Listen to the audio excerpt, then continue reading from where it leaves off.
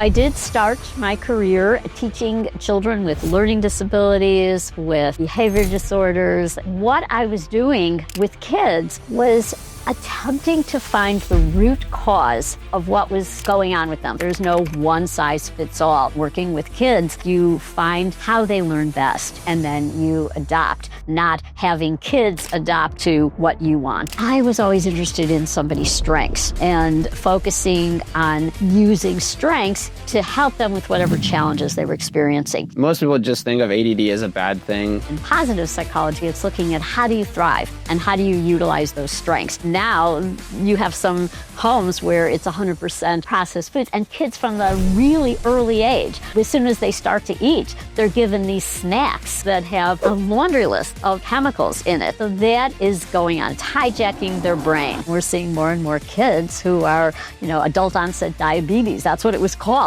back in the day, in my day. But now we're seeing, an explosion in kids. Welcome to the Health Signal podcast, where we make health data make sense. I'm your host, Boris Berjan, and on this show, we connect with trusted health experts who help us decode the trends, science, and signals shaping our health. Whether you're optimizing for longevity, managing stress, tracking sleep, or just trying to make smarter decisions in a noisy wellness world, this podcast is your accessible expert. Let's get into it.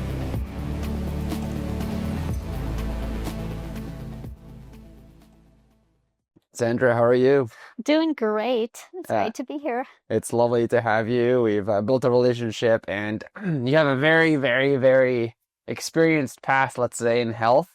I do. So I think there's going to be a lot of things here that I've been dying to ask you anyway. And so therefore now we have this opportunity. Great. The first thing I really wanted to dig into was, I know you started your career with teaching kids with disabilities. And then now you're the founder of the biggest academy for coaching. So I just feel like there has to be some correlation of effective ways that you learned how to teach kids with disabilities to how you're teaching health coaches now.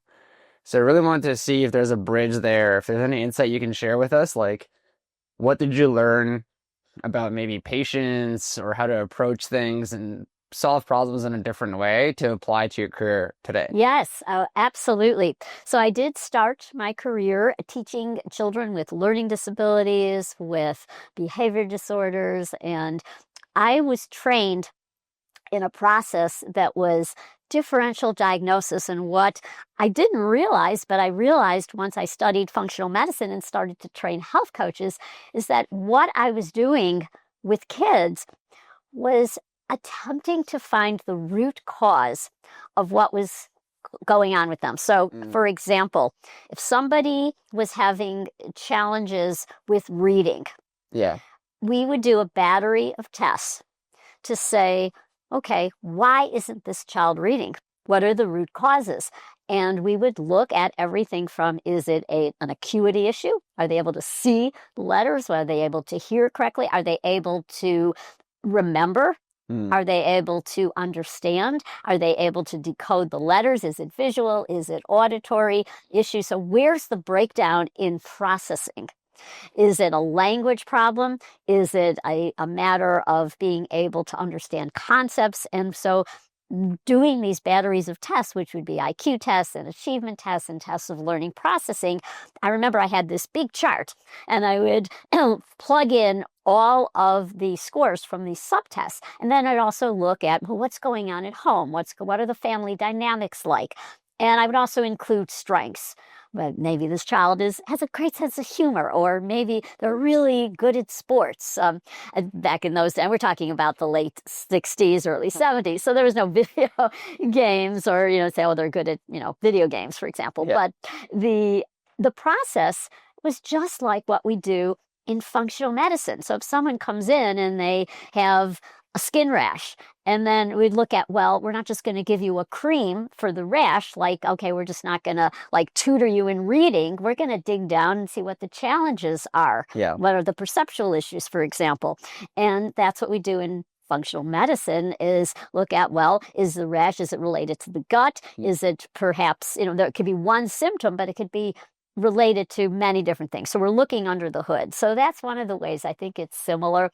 The other thread that from day one, when I was a teacher, and also then many years that I spent as a psychologist, I was always interested in somebody's strengths and focusing on using strengths to help them with whatever challenges they were experiencing. Yeah. And that's what we teach at FMCA. It's a positive psychology model. It's looking at using strengths.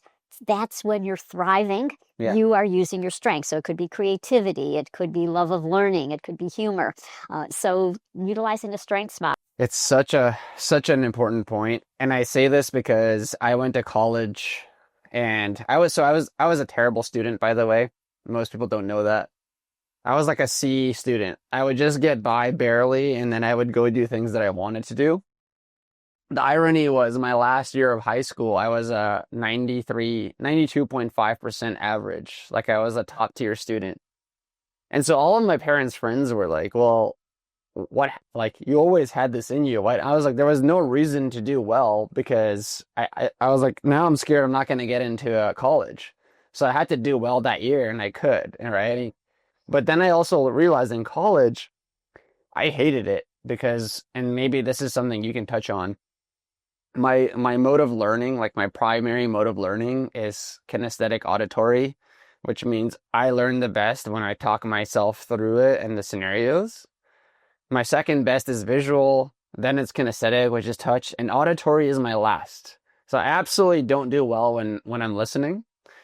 And all college was sitting in a classroom listening. Yes. And I was just bored out of my mind.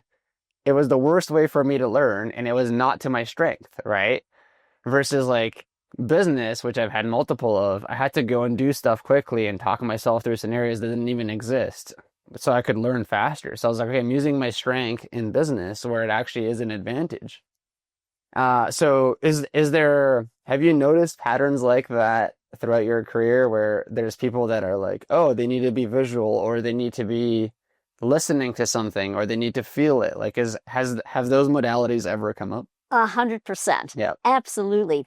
So you know how you learn best, and some are one auditory or visual, Yeah. and many are kinesthetic. And so Yeah. what we would do, and when I worked with kids who had these learning challenges, you draw, you would close your eyes, you would feel, we'd have them draw in the sand, for example. Oh, that's a good. And now teaching adults, I say, you are an adult learner. How do you learn best? So they can listen and go for walks, because everything would be auditory only. There are some who are looking at slides and they're listening at the same time. Yeah. Sometimes close your eyes and then you can see it, or talk it through. And I love that. It reminded me in high school, I would read a chapter like in history where I had to memorize a lot of facts. Mm-hmm. I would memorize as if I was training to be in a play. And I remember just pacing back and forth because movement always helped me. Yeah. And then I would be saying it out loud, sometimes singing it, making it into a song, making it into a rap, a dance. There's so many ways that you can incorporate movement. Yeah. So some people like to take notes, and it's that act of writing that helps. It gets them. Other people, that is a waste of time, or it's laborious and they don't want to do it. So so you discover how you learn best. And the key is actually having someone there to support you, to say, yes, it's okay. You learned this way. That's great. And know that it is personalized. There's no one size fits all. And that's what I learned early on back in studying communicative disorders and working with kids, is that you find how they learn best. And then you adopt, not having kids adopt to what you want. The curriculum. Yeah. It is another good point. I'm Eastern European, and my parents told me they didn't understand school here because they said back home, if you were good at a certain sport or an activity, they would align curriculum for you. So they would say, oh, you're good at soccer? Great. Let's put you into all these soccer drills with a great coach. And here it just, when we moved and I was in Canada growing up, I spent a lot more time in the States now. But it was just like, here's your courses and your curriculum. You got to learn 8 things in a day for 8 hours, right? And there was like, it didn't feel the same way. So it's interesting that you specifically did it the way that my parents were saying, which is like, if there's something that you're blossoming at, we should encourage it and build momentum versus trying to force you to do these other things that you clearly are not going to do. Right? Exactly. Yeah. Yeah. Is there other learnings that came from these kids? Maybe is there like a misconception? I remember this, I believe it was a kid with extreme autism. I took him through a helicopter ride of New York, and then he perfectly drew it on a piece of paper after just one visual of it. So is it like, do all of these kids have extreme learning disabilities in general, or do they also show like more strength in one area than other kids typically? Yeah, so there could be strengths in one area, but what I'm finding in retrospect, looking back, and so when I became a psychologist, I did a lot of testing, and I had a clinic for a while of kids and adults with ADD, so we did a lot of assessments. And when I look back and actually pulled out some of those old reports, I think, wow, this was focusing on the deficit. And what I saw happen all too often was that the idea is, and the message that people get is, you're damaged, there's something wrong with you, and now you need to be fixed. You need special ed, you need therapy, families need therapy, and it's all about something's wrong with you. Whereas in positive psychology, it's looking at how do you thrive and how do you utilize those strengths. And so, for example, with ADD, everything that can be looked at as a problem, easily distracted, fidgeting all the time. But it actually turns into zest. Zest is this character strength. Like, I have a lot of zest. So I'm always, moving around, exuberant, and creativity goes hand in hand. I'm in a network of a lot of entrepreneurs, and we're asked, like, how many thought that they have ADD or ADHD? 100%. Why is that? Because often if you didn't, then you would be you wouldn't be an entrepreneur. And a long time ago, I love this story when Dr. Mark Hyman, world-renowned Dr. Mark Hyman, was awarded the Linus Pauling Award through IFM. And he was giving his acceptance speech. And he said, I want to thank my ADD, because if I didn't have ADD, I wouldn't be here. I wouldn't have, written all these books. I wouldn't have broken out into functional medicine, because I would have just been in my hospital-based, I would be in my office seeing patients, and but because of those ADD traits, I moved on. And I remember in my career, people are saying, oh, you're always reinventing yourself. So if I didn't have those traits, I would be retired on a pension, a teacher's pension right now. But I left, I taught in the early 70s, left that. I tried some other things in finance. I traded commodities for a while. I got my PhD. I ran clinics. I did lots of different things as a psychologist. And then when I was 65, founded a school to train health coaches. But again, if I didn't have those traits, those zest, the creativity, love of learning, wanting to move on. But if I had really, and I thought it was just like boredom, I would get bored easily, or I wanted to move on to a new challenge. And those are very ADD-like. It's a very cool train of thought that you bring up, because I don't think most people just think of ADD as a bad thing, or like it's a label, right? ADD means something's wrong with you, and therefore we have to fix it, right? But to your point, it's like, what if we're all just different energy frequencies? I am a very intense person. I don't show that necessarily to people or all the time, but like, I'm always doing something. I love it, right? It's not, I'm excited about what I'm doing. It's not like I'm distracted and my brain is breaking in this like bad way or whatever. But I do feel like that drive that you have and that you're explaining of reinventing yourself is super important. Maybe you can touch on this. I now see friends that I've had, for whatever reason, always had older friends, right? So I'm in my 30s, but a lot of my friends are like 40s, 50s, some of them even 60s. And I actually see like they get pretty comfortable at a certain point, right? Like they're a little bit driven until they get comfortable. And then it's just cruise mode. And they really don't reinvent themselves. They stop pushing themselves. And it's harder and harder to resonate, because I'm like, the whole point is to push yourself, to be a better version of yourself, to learn new things, to expand. So have you seen that as you've grown? Have you seen a lot of people just kind of teacher's pension and it's done? I've seen it, and I feel very sad, because Yeah. I have a lot of contemporaries. So I'm 74, soon to be 75, Yeah. and amongst my contemporaries, I think a key is those who retire. And they're now retired. Yeah. And they will say they have active lives. Oh, I play canasta, or I'm in a book club, or Right. I take a course at a local college. And so they think those are great things. Yeah. But they often continue the same interests they've had and the same friends. They're not breaking out and meeting new people. Right. They socialize with the same group of people that they've known for years and years. And I feel like I'm just the opposite. I love meeting new people, connecting with new people, and also because I feel like I have this strong mission and purpose to train health coaches, to transform healthcare. And so that's how I feel like my brain is constantly being challenged, but it's also learning new technology. I find many people, my contemporaries, even people who are younger, they don't learn the new technology. And so that is an example. Yep. I was giving a talk recently, and I happened to ask these were people who were 60, 70, and I asked how many use ChatGPT. We're talking about AI in healthcare. And like, what's that? Or nobody raised their hand. And and I use it all the time, and I love learning how to use it. Or I go to conferences and learn new things. So that is something that I think is really key, and it has to do with curiosity. Curiosity is a character strength, and it's the basis for new learning. In order to learn something, you have to approach, I wonder, I'd like to learn that, or I don't know much about that. I'd like to learn it. So there's many ways you can do it. And I think the more you can do it, the more you're stimulating your brain, but it's also curiosity about people.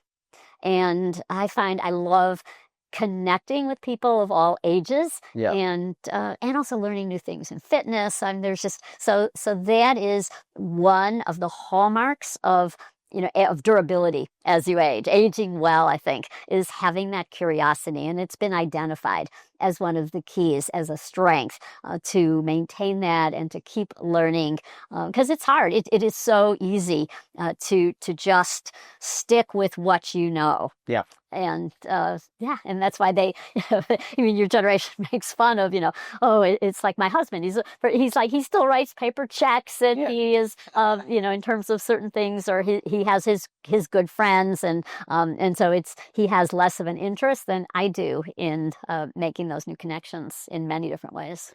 Yeah, and one thing that I truly believe, not even theory, and maybe you want to back me up on this or not, but it'd be a good discussion. The whole thing of, when men retire, they have heart attacks or die like the next day. Most of the advice is like, make sure when you retire, you go get your physicals. I'm like, it's not the physical. The body is the exact same as they lost meeting in one day. Like their whole, if they've been working somewhere for 40 years and that's not part of their identity anymore. They don't know what to do. And so, in my opinion, I'm like, they just lost meaning, so their body's just like, all right, well, that's it then, right? Yeah. There's nothing to look forward to, nothing. And this is a little bit sad, but my grandpa on my dad's side, he was a farmer his whole life, from like the age of 10. He got sick, so they had to put him in a home, like a retirement home. And it was like, I think he was 78-ish by that time. And he still had like a plot of land. He would go every day, and he'd come home and complain like, oh, the bunnies ate the carrots or the leaves, right? Like, that was his biggest problem. He's like, the produce isn't good. But as soon as he took that away, my gut was like, oh no. I actually felt like something bad was going to happen to him. And 2 weeks later, he did pass away. And in my head, that solidified that thought or belief that I have. It's like he can't do what he loves or what he actually looks forward to every day. So he was like, well, what's the point then? And this is why I'm like, men who retire, I'm like, you need to immediately find something else that you're looking forward to, or have a transition where you're excited, right?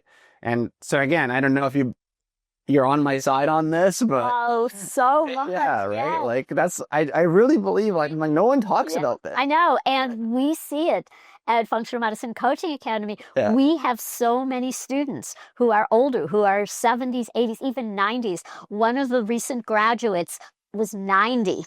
And That's his amazing. granddaughter, she ran a Montessori school, and she was a student, and she encouraged it was her father, Yeah. or maybe it was her grandfather, to come in and take the course. That's And he amazing. did. We had another woman in her 80s. She was in a retirement community, and she took the course, and she was inspired to help people in her community Yeah. with cognitive decline. And she was hard of hearing. We made accommodations for her, and this was her mission. It gave her a reason to live. Yeah. And we see so many people like that. So we have retired doctors, people who have had thriving careers in corporate, and now, health, I can become a health coach. Right. I don't need to go back and get an advanced degree. It's a 1-year certificate program. So it's really, and you see the spark that they have. Right. And learning new things. And now they want to help others and give back as guides. Yeah. No,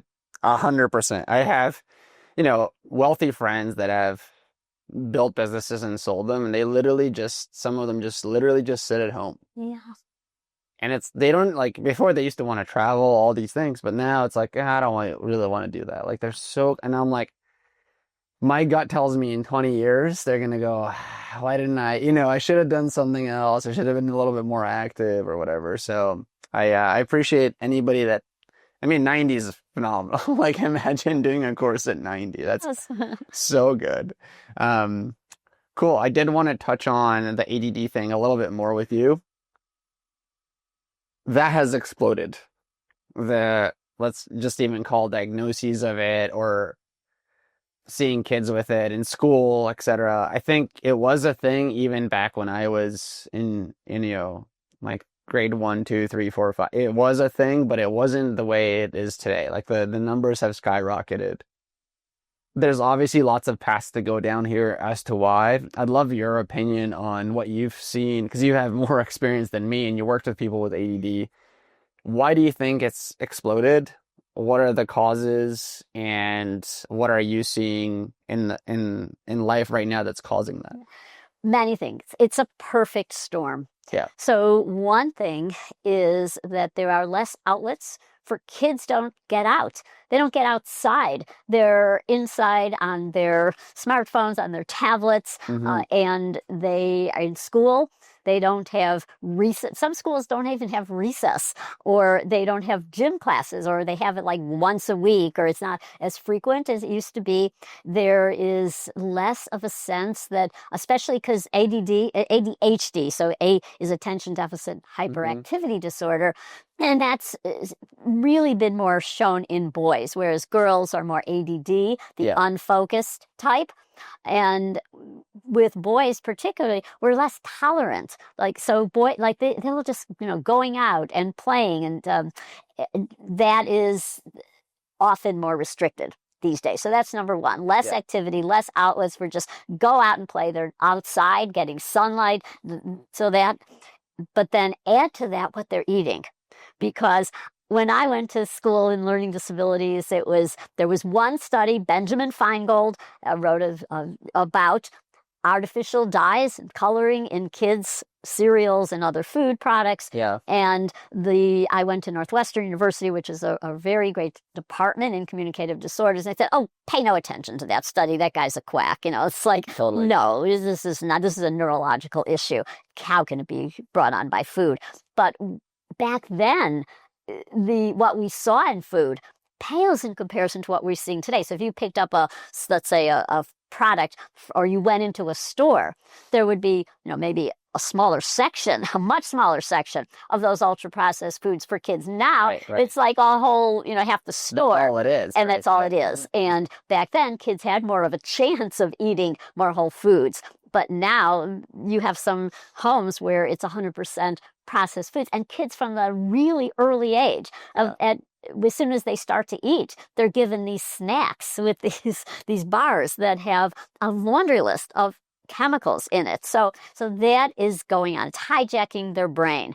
And how can you learn if you are waking up in the morning and that's your breakfast?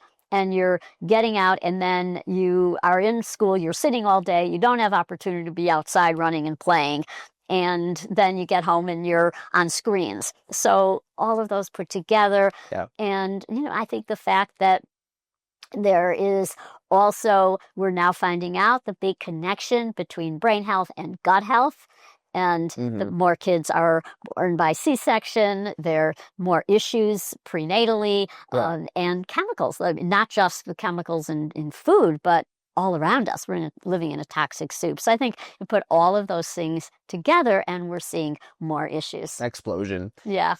On the diet side, I am curious, do you think it's the chemicals necessarily, or is it that it's super high sugar content that jacks up glucose and therefore insulin, and there's a crash and so their mood is swinging? Or is it both? And if it's both, which one do you think is actually the bigger culprit? So, yeah, that is a great question, and thanks for bringing that up. Absolutely, it's sugar. I mean, sugar is what's hijacking our brains, and we're seeing more and more kids who are, adult onset diabetes. That's what it was called back in the day, in my day. Yeah. But now we're seeing, an explosion in kids. So absolutely. Yeah, I'm always curious, and there's no way to really test this, but if you gave everybody diet food, like Diet Cokes instead of Cokes, and if there would be a lot of similarities or not, I don't know. And I'm not, by the way, just gonna clear this out. I'm not saying those things are healthy. I'm just saying a comparison between how that would impact with high sugar and chemicals versus just, chemicals or artificial or natural sweeteners. But the problem with that is, and maybe you have some insight here, the artificial sweeteners on some tests that we've done with our TAC2 spike the insulin, and therefore kids get hungrier faster and they want even more food. So that could be its own issue.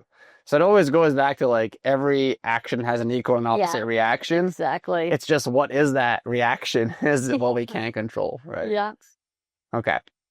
And the outside thing, I think, is another talking point that doesn't get touched on a lot.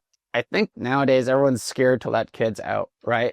There's like predators and all, there's all this stuff that I'm sure when you were growing up, and even when I would be outside the whole day with my friends, bicycle everywhere. We actually walked. Like there was, I didn't have any money, so we would just walk everywhere, take bikes. Totally. That's it. That was the whole day. And you would go to other friends' houses. I don't think that's allowed anymore. Like almost nobody allows that. And I for some good reasons, like there has been an increase in child trafficking and all these terrible things. But have you seen the same thing? Like, is there still pockets that allow kids, maybe like Montessori schools are more dedicated of like get sunlight, etc.? Or is it just across the board nuking people, no one's allowed outside? Yeah, well, I think as parents, they're much more cautious, and with good reason. But I remember when I was little, just go play in the alley. Literally, that's all you could do. Yeah, and being able to walk anywhere and not being driven everywhere. So that is a big difference. Yeah. And also using just playing things that were more physical. So now kids are on their tablets, on smartphones, and so that's a big issue. Do you think the smartphone is, out of all the things you mentioned, if you had to take away one to see the biggest impact, so food, activity outside, or smartphones or tablets, which one would you say is like, this is the number one thing I would do right away tomorrow? So I think at the end of the day, it's got to be food. Because food. It's affecting our metabolic health. And I can't disagree with that, right? It's almost, when I had, I don't think you know this, but I was diagnosed with Crohn's at one point. I had 2 gastros. And it was mind-blowing to me. I was much younger than them and with way less experience dealing with the issue. They both told me diet has absolutely no say in what happens here. Like, it doesn't matter what you eat. But I was like, it doesn't, even simple biology class teaches you that food is your number one source of energy. And therefore, if the quality of the food is better, wouldn't that be a better energy source for your body? Even if I didn't have gut problems. So I'm like, this is grade 8 biology. And you're like the expert at this field. And it just blew my mind that that's still the norm in a lot of the medical industry. Do you have an opinion on how that came to be and why it went so far that way versus, is it that you get so specialized that you can not see anything other outside of like the clinical trials of drugs, which is kind of what you were taught? Is it that you don't see people take adherence to the care plans anyway, so you're like, just take the damn drug, like I'm not even gonna waste my time anymore? Where do you stand on that, and how do you think it came to be?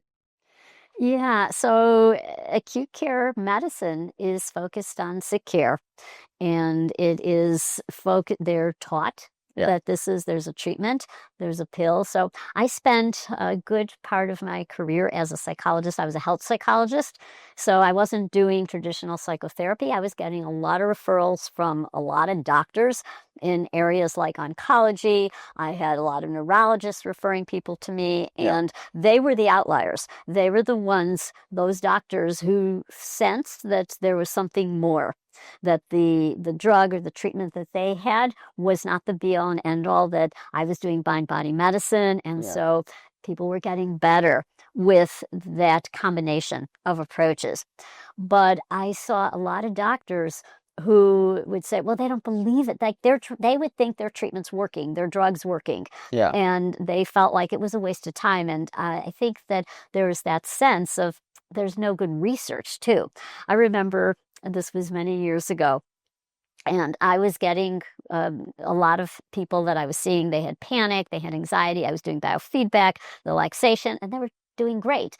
So I had the opportunity to meet with he was head of a cardiology department at a hospital, the head of his practice, a senior cardiologist.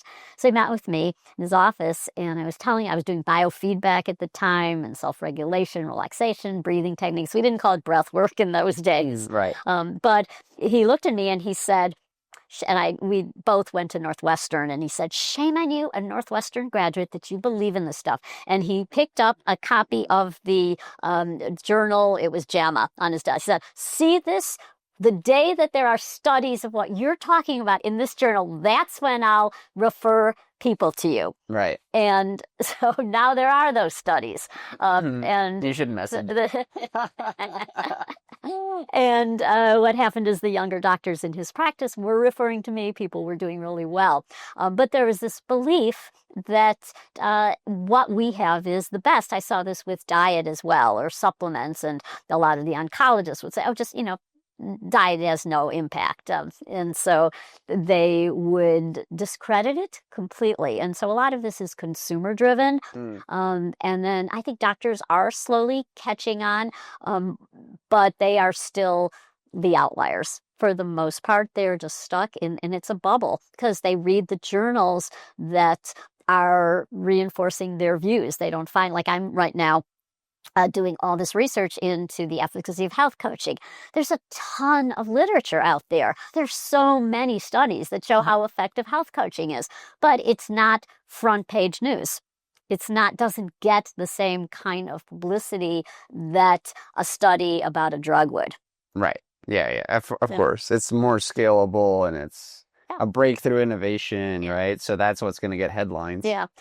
There's also no money in it, so there's no promotion of the benefits of eating broccoli, and so the doctors don't have access to those kind of studies or publicity about it. So curveball, should we just give doctors stocks in harvesting companies when they start? Right. Therefore, yeah, that's actually, I've never thought about it that way, but I'm like, that's a great idea now.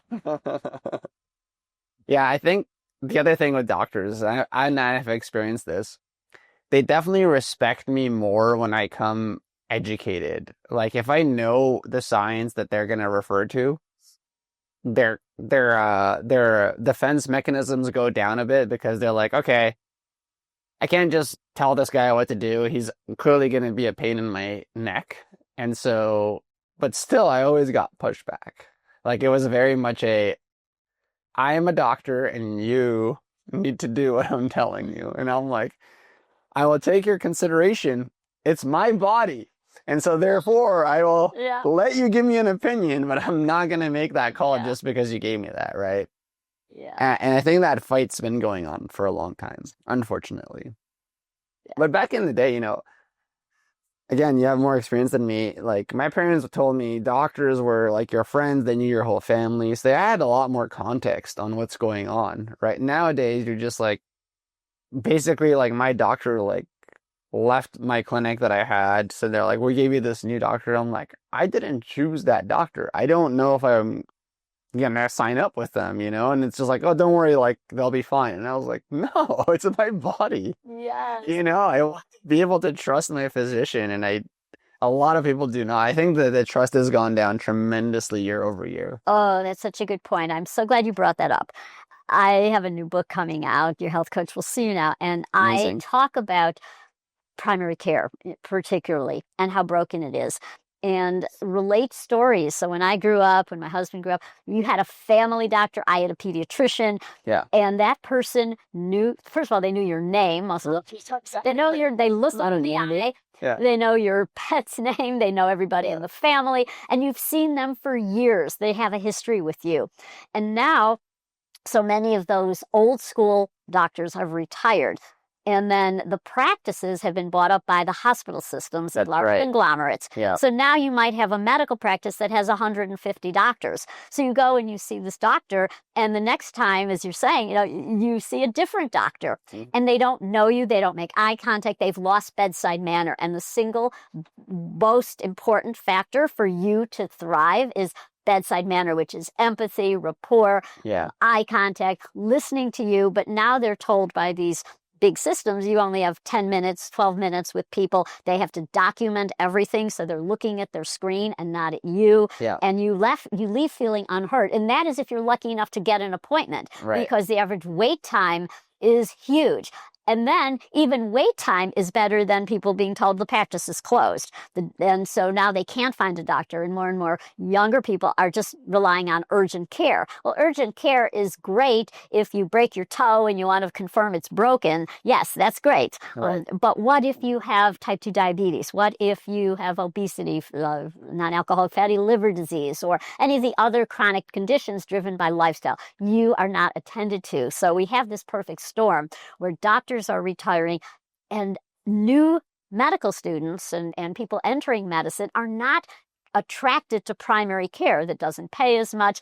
The work is harder, and they're wanting things like dermatology or orthopedic surgery. Right. And so we have a shortage of physicians at the same time that we have people getting sicker and sicker, and an aging population needing more services in medicine, which is why I'm such a strong advocate for health coaching being that new primary care, being on a collaborative care team in those practices, because they can really listen to people and help them with the kind of lifestyle choices, getting CGMs, monitoring their metabolic health, making those diet and lifestyle choices that will make a world of difference in preventing or reversing chronic conditions.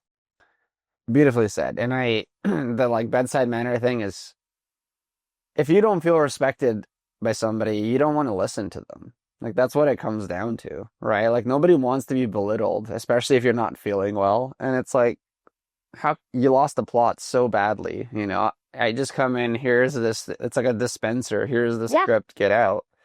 And you're like, okay, well, nobody even asked me if I've progressed, etc. So it's like, it's very, if it was any other scenario, you'd be insulted. Yeah. Right? Like, you'd be like, even if a lawyer treated you that way, I'm not signing up with that guy. Like, that's crazy. If a store clerk said that to you, I'd be like, I'm out. Like, that's it. I'm not. So it's like, there's the one industry where this is still allowed. It's crazy. Yeah. So people in my generation, they talked about their visits to their doctor.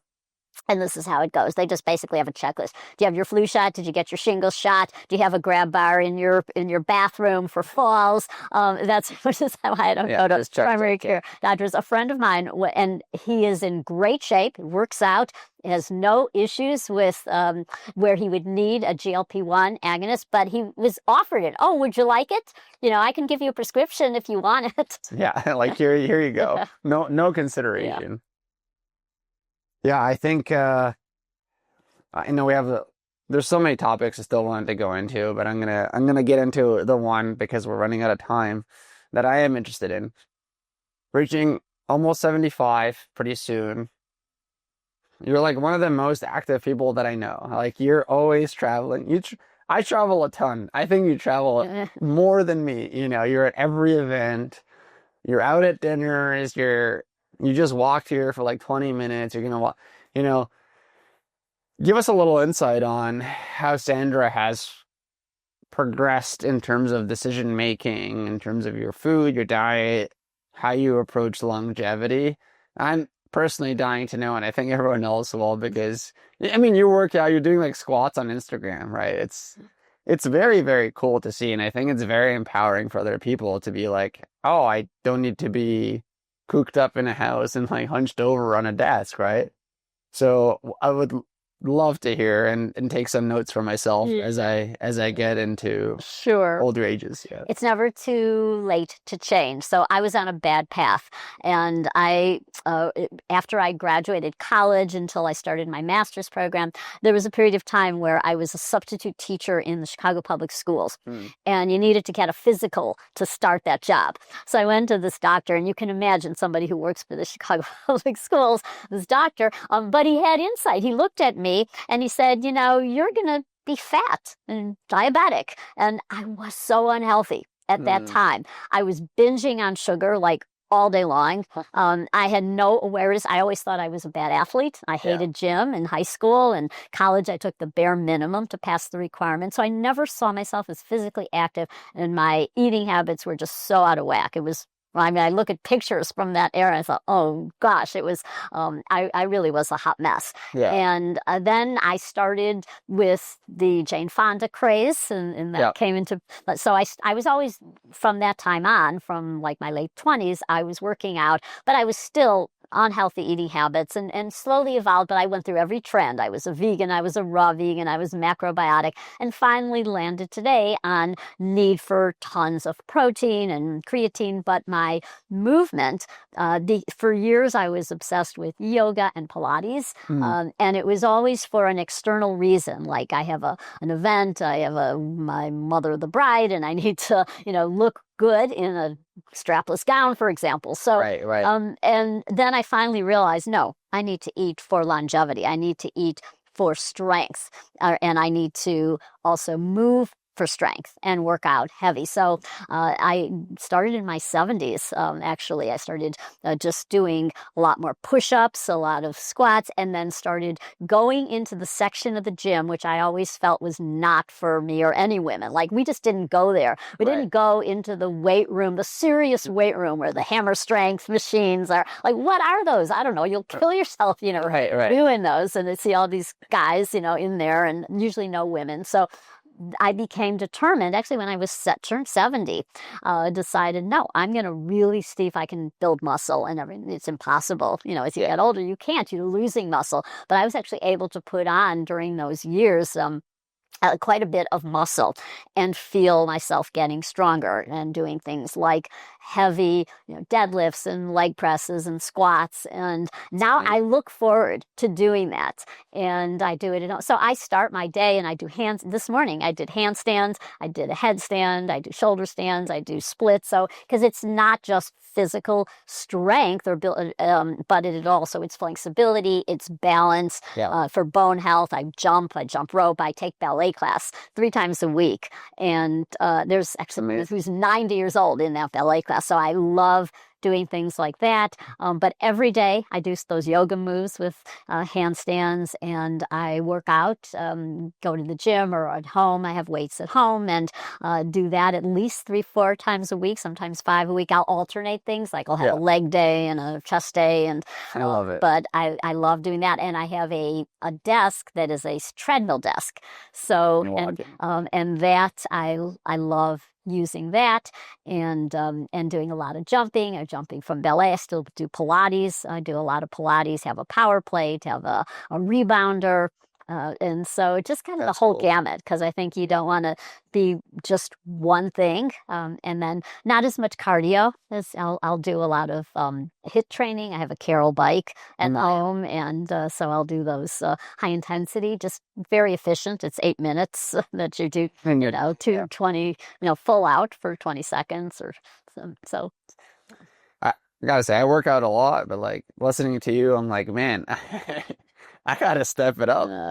But I do it as snacks. Like sometimes, I'll just do it throughout the day. And so I don't see it as like work being in the gym for an hour and a half.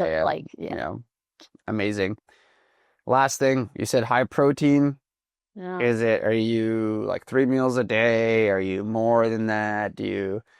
Is it all kinds of foods, or what does that look like? Yeah, so I am friends with Dr. Gabrielle Lyon, who's a big advocate of protein big. first. Yeah. And I try and do at least 1 gram per pound of ideal body weight. And I had been doing time restricted eating, skipping breakfast. And I remember Gabrielle said, "What are you doing? Like, you need to be eating breakfast." And so I have shifted and I have done that. So I eat breakfast, and Awesome. but it's usually like I'll do tons of whey protein and creatine, and do this power smoothie with that, and then red meat. So having been a vegan, I was never as unhealthy as when I was a raw vegan during that period of time. I realized that was bad news. So hard to get on. Yeah, and now I am really kind of on a mission to help people of my contemporaries, women. We'll go out to dinner with friends, and they'll get an entree and they will pick at it and take it home, or they'll split it with their spouse or partner. And so they're eating like this tiny little bit. And usually they'll order the salmon, often not as much of the red meat. Yeah. And they'll look at me and they'll say, "What? That's a lot of food. I'll order a steak," which is I never, and because they'll still think of me, "Oh, I thought you were a vegan. What are you doing?" Amazing. Sandra, where can people find you, connect with you, and check out everything that you're doing? Sure. So our website is functionalmedicinecoaching.org. We need millions of health coaches now to make America healthy again. And we also we have a website. The website and Functional Med Coach is our Instagram, and my personal Instagram is Dr. Sandy, DrSandi. Well, I definitely recommend everybody follow Sandy and the coaching academies. All the content is amazing, and Sandy's on there doing squats and making everybody look weird and not doing enough. So, and inspirational by the very least, right? So, thank you so much. You were wonderful. Oh, thank you.